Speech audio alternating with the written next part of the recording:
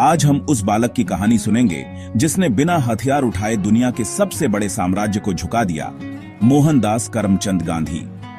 2 अक्टूबर 1869 गुजरात के पोरबंदर में जन्मे मोहनदास, जिन्हें सब प्यार से मोनिया बुलाते थे, एक साधारण परिवार से थे।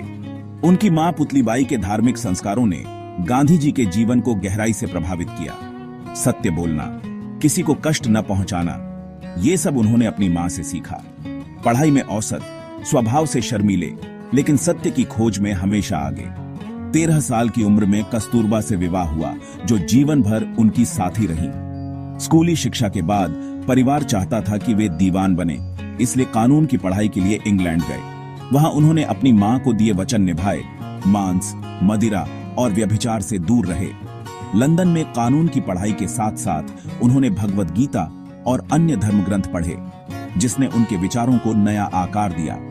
3 साल बाद वे बैरिस्टर बनकर भारत लौटे, लेकिन वकालत में सफलता नहीं मिली। उनका शर्मीला स्वभाव आड़े आ रहा था, लेकिन नियति ने उनके लिए कुछ और ही सोच रखा था। एक साधारण बालक से महात्मा बनने का सफर अब शुरू होने वाला था।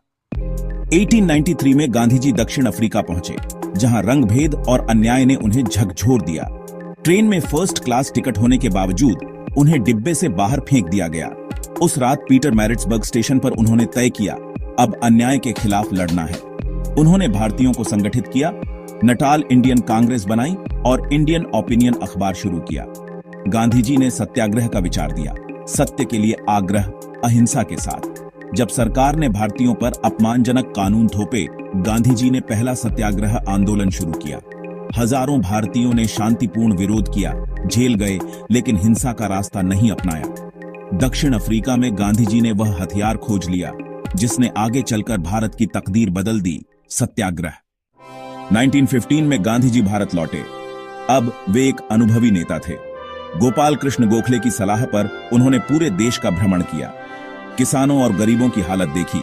1917 में चंपारण में किसानों के लिए पहला सविनय अवज्ञा आंदोलन किया। अंग्रेजों के आदेश को ठुकरा दिया।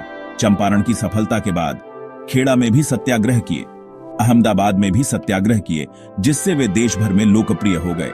रविंद्रनाथ टैगोर ने उन्हें महात्मा की उपाधि दी और जनता ने बापू कहना शुरू किया।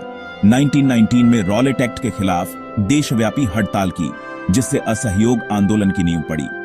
गांधी जी ने समझ लिया था, आजादी का रास्ता अहिंसा और जनता की एकता से ही निकलेगा।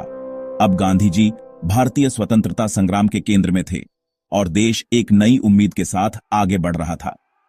गांधी जी ने स्वतंत्रता संग्राम को नैतिक और आध्यात्मिक आंदोलन बना दिया।